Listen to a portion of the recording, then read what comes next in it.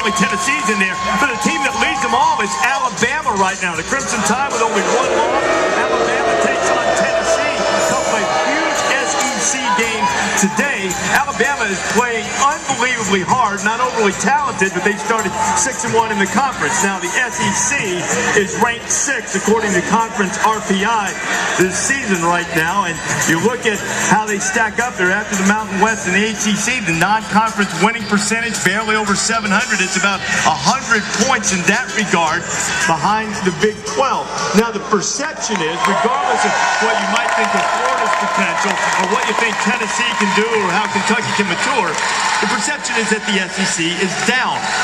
Myth or reality, Jay, is the SEC down? It's not a perception. It is down. I mean, the SEC is nowhere near as good as it has been in past years, but that's true, I think, of a number of conferences in college basketball this year. I don't think this is a great year for college basketball. That doesn't mean it's not ultra competitive and that the tournament's not going to be great. Some of these teams aren't doing a really good job. They are.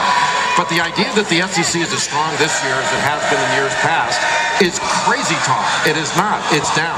I think it's down because of whatever you think. The SEC West is not that good. Yeah, I know Alabama's in first place in the West, but when you take a look at the East, yeah, it's Tennessee, Florida, Kentucky, and then you look at Georgia, who I think with Trey Tompkins and company, they're going to sneak in because they have a solid basketball team.